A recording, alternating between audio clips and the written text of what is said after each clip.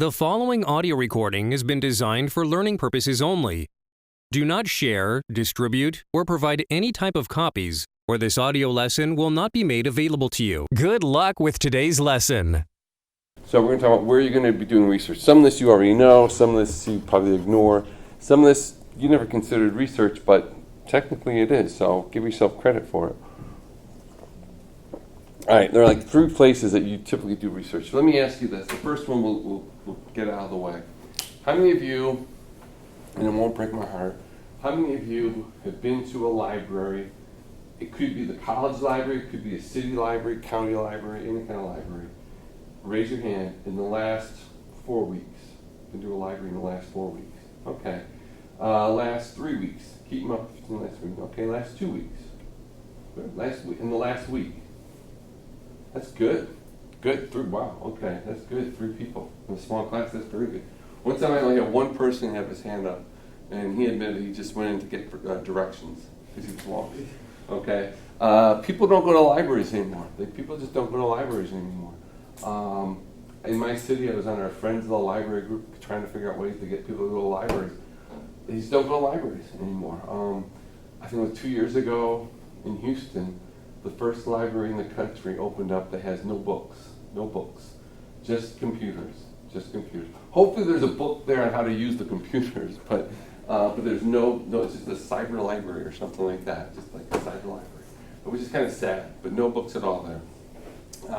It's tough to get people to go. I mean, at our library during finals weeks for the high schools, local high schools, they promote, they've got hot chocolate and pop, and they have food there for high school students to go there to study.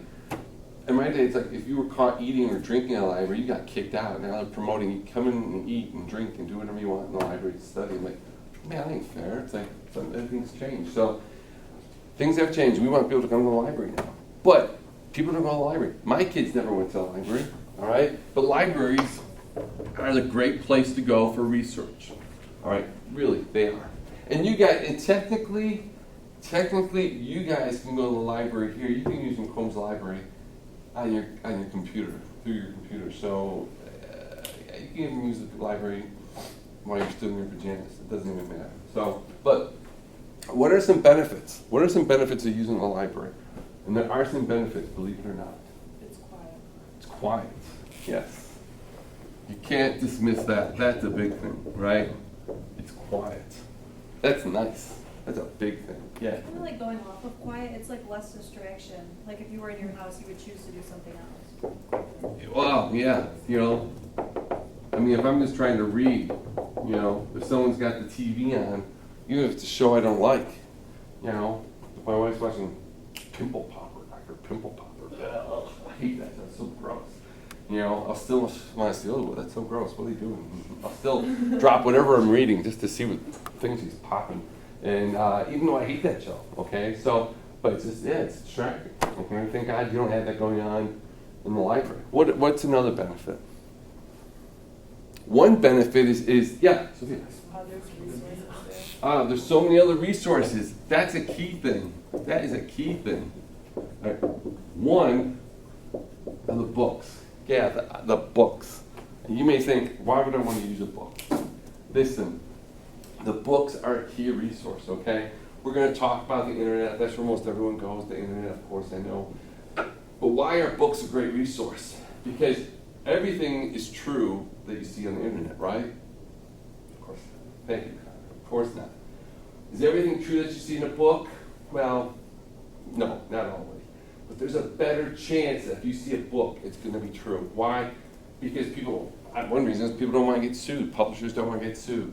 If you have a book, and this is the thing, now, not a self-published book. I know a lot of people are getting books self-published, where they pay for the publishing themselves. Not a book published by some 45-year-old living in his parents' basement. Not that kind of book. I mean a book that's been published by a reputable publisher, okay? A book that's been, seen by fact checkers, by editors, by lawyers, by everyone on this staff has looked at this book to make sure it's accurate and been published. That's a book you can probably feel confident using as research, okay? That's a book you can cite in your work sources, okay? And I'd say, yeah, that's probably good. Now, 5 years from now, after it's been published, 10 years from now, people might say, well, okay, well, this was wrong, it's been changed. Okay, that happens, okay? But when you're using it, you can say that's pretty reliable, okay? You can't always say that from stuff you find on the internet, okay? So books are a valuable resource. They really, really are, okay? You might want to dismiss them because they're so hard to read and it's hard to find what you're looking for, but nothing is more reliable, all right, more reputable than a book.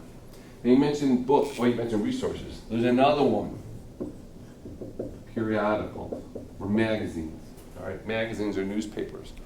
And you can access some newspapers and magazines online, okay, you can. But some of the ones that I really want you to use, more reputable ones, like New York Times, Washington Post, Wall Street Journal, London Times, those are the more reputable ones in the world. Thing is, you can't always access those. New York Times, you're only allowed to look at, I think, 5 or 8 articles a month. Wall Street Journal, you can look at, I think, 1 or 2, and then you have to be a subscriber. London Times, I think, the same thing. So you can't look at them too often until you have to start paying to look at them. You use them at the library. Libraries pay for those newspapers. So you can access those periodicals, those newspapers, all you want. And you can only do it at the library, all right? So if you want to use your speech, if you want to cite the New York Times or the Wall Street Journal, you don't have to pay it. You don't have to pay for it if if you go to the library. That's a great source, all right? I can't emphasize that enough. Is it better than the Detroit Free Press? Is it better than the Wall Street Journal? Yeah, it is. It's a little more. Free Press is great, but Wall Street Journal, something like that, Christian Science Monitor, which has Christian but not religious, but that's much more reputable. Magazines, certain magazines. When you do your persuasive speech, I'm going to ask that you have like a reputable scholarly journal, all right? Sports Illustrated, People magazines aren't scholarly journals. Scholarly journals like the Journal of Qualitative Research, the Journal of Abnormal Psychology, not the kinds you pick up at Walgreens, okay? The ones that they have over at the library, okay? Like at Macomb Library. So that's where you can find it at the library. Yeah. So you're forcing me to go to the library. Yeah, I'm pretty much yeah. Pretty much forcing you to go to the library for a little bit of your research, okay? There's one more thing that you can find at the library you can't find anywhere else. Anyone guess? Librarians. And I'm hoping it's all right. Librarians, okay? These are people who actually get college degrees to work at a library, all right? These people are worth their weight in gold, all right? These people drop everything they're doing just to help you. I remember when I was going back to my grad degrees, and I put on a sad, forlorn look like I was totally lost. I didn't know what I was doing. I usually didn't know what I was doing. And they would help me, and this was before the days of the internet and everything and computers, and they'd go back there and I'd be looking for articles 110 years old, and they'd come back with magazines that that's like everything I was looking for, okay? They will help you find stuff. Imagine if you were on a computer. I mean, we are all guilty of this. We all start looking for something on the computer and we all end up surfing, or whatever the term is, on something else. There was a documentary I used to watch in my interpersonal communication class on how people are not that good on the computers for doing research. And this woman who was doing the documentary started off looking for information to back her up on how we're not good at computers. And then an hour later, the video crew came back and she was looking for recipes on how to make cauliflower soup. Okay? So it's like we're not very good on the computer. We get waylaid and crazy. So imagine if it'd be kind of creepy, but imagine if you were doing research at home on your computer and there was someone standing behind you saying, no, don't go on that link, go on that link. No, that one's better. No, don't go there, don't go there, click on that one. It'd be creepy, but it would save us time, if we knew where we were going, which one's the best one. That's what librarians do at the library, okay? This is the right book. This is not the one you want to go to. This is where you should go. This is here. Can we get that at the library, okay? So there are some definite advantages to going to the library. I hate to say it. Okay, I did probably give you good directions, but libraries are a great resource. Okay, and yeah, you can access a lot of what they have via your computer, so you don't even have to get dressed. You can do it at home with a cup of coffee and your PJ. So we've got that, and then we've got the internet. And I'm not going to go into too much detail with that because you guys probably know more about using it than I do, okay? But what are some advantages of the internet? Yeah. You can like keyword, so you don't have to read absolutely everything. Yeah, you can keyword, I mean, you can narrow it down. And there are certain ways you can type it to narrow it down, so you're not looking at every absolute thing out there. Easily accessible. It's easy, accessible, okay? I think I'm spelling this right. That's close, okay? Easy and accessible. Unless it's blocked off to you, or you have to be a member or something like that, you can usually look at almost everything, okay? Anything else? It's fast, right? I mean, it's kind of related to these, but it's fast. And it's always open. It's always open.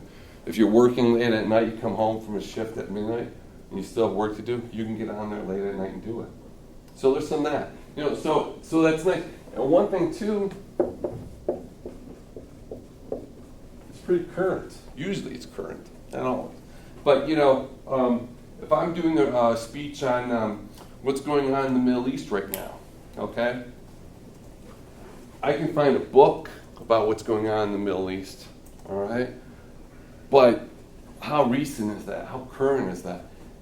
Even if it was just published, you know, the day my class started, the person had to do all the research, you know, months, even years before that book was published, right?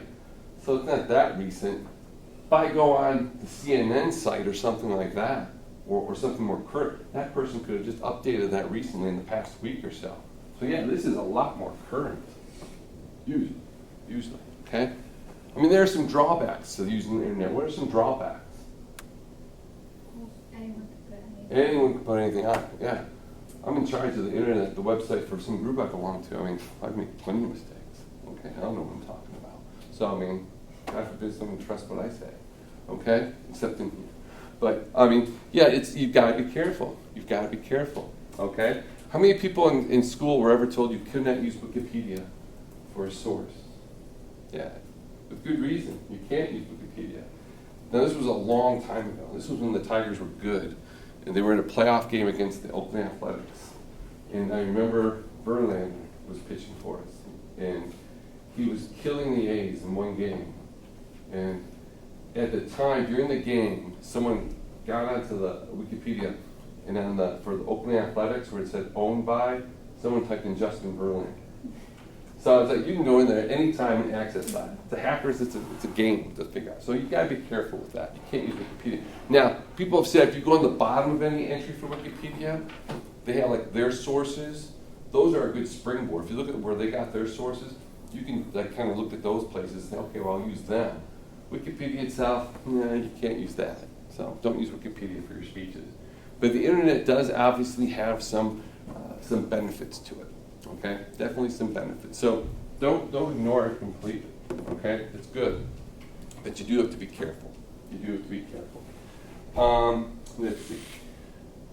Oh, and you know, obviously, you know, .com is where we get most of our information. That's where most of the more fraudulent sort sites are too. It's going to sound funny saying this, but .gov, the government, sounds funny saying you can trust the government, but are usually the most trustworthy places. .org are usually nonprofit, all right. .edu, educational sites, okay. But these are some sites you can go to, okay. So the internet, yeah, got some great benefits to it. Be careful. We'll talk more about using the internet when we talk about fraudulent and what's ethical and such. The last source, okay?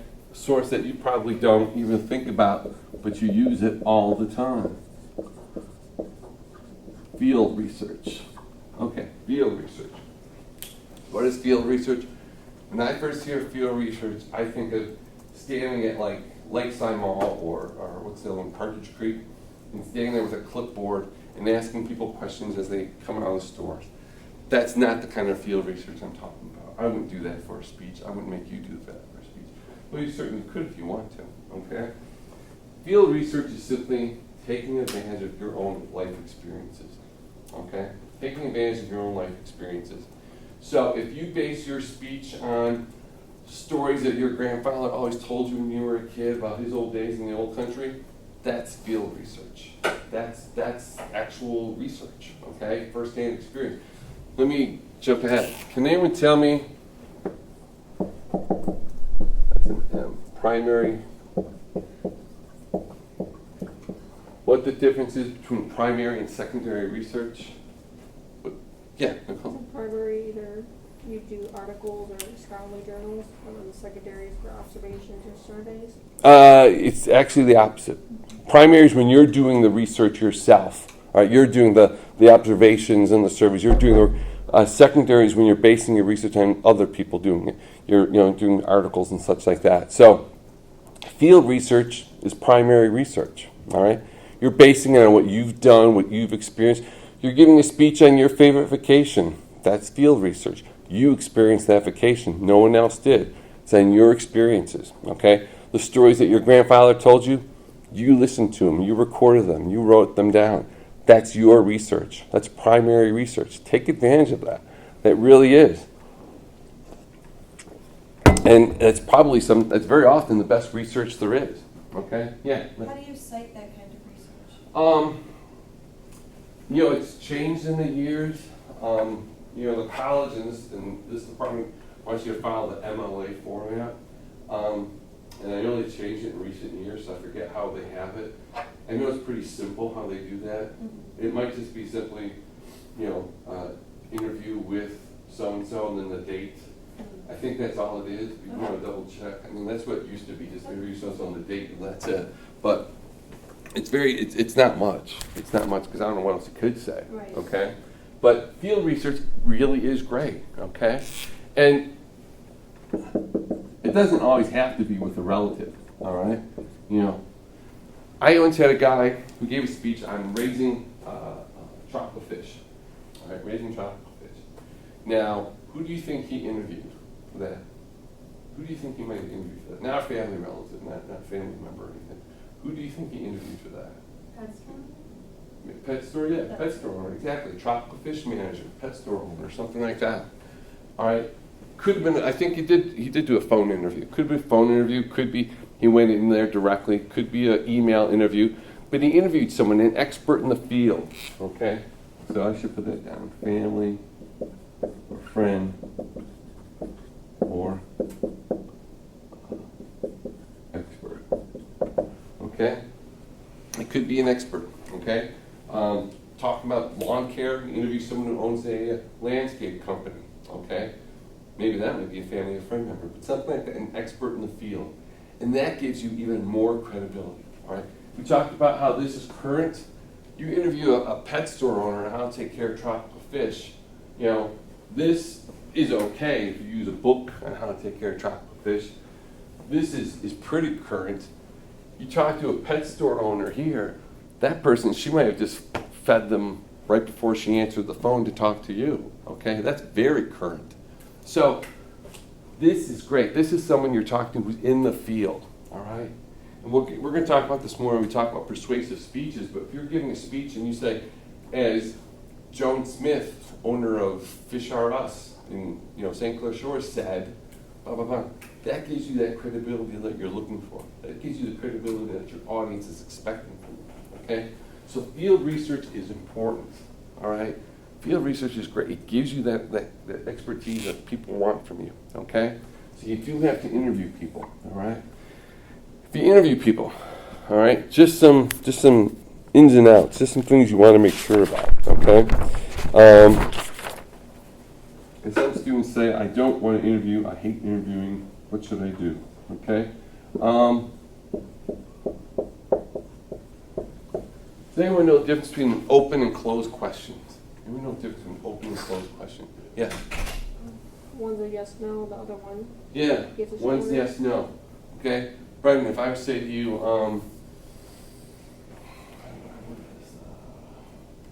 do you like today's weather? Well, I would say no, because it's like. Oh, just say no. Just say no. If you explain it, then you're ruining my example, okay? Now, if I were to say to you, Andrew, what do you think of today's weather? Say it's There we go. There we go. See, if you went into too much detail, I'd say, wait a minute, that's not an open closed question anymore. So there we go. So yeah, open. You want detail. So my point is, when you interview someone, you've got a nice long list of questions. Don't just ask questions where the person's going to say yes, no, no, yes. Trust me, after years of interviewing people for speeches and articles, you don't want to come back to your office or to your house and see a bunch of answers, just yes, no, no, yes, no, no, no, yes, no, maybe, I don't know, sometimes yes, no. You're going to have to be very, very creative to come up with a speech with just that, okay? You're going to have to make up a lot of stuff. You don't want to make up too much stuff, okay? You want to have open-ended questions where they go into a lot of detail. Because it's in the details where you get the information. Remember when you interviewed people in this classroom for your first speech? And I said, ask the follow-up questions. Why? You know, who do you want to portray you in a movie? Why?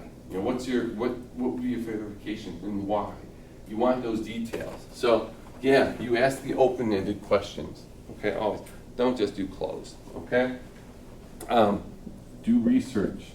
Now, I'm not saying that you do so much research that you do know more than the person you're interviewing. Okay, that's kind of crazy. But you know, do enough so that you sound like you're kind of familiar with the topic, okay? You don't want to call up a person who runs a fish store and say, okay, now goldfish. They're not really gold, are they? They're not really gold. I mean, something like that. You want to sound like you're somewhat familiar with the topic, okay? So do some research. Have questions prepared. That's a big thing. Don't go in there thinking I'll kind of make it up as I go along. Have some questions prepared when you ask the person. Okay, that's a good idea.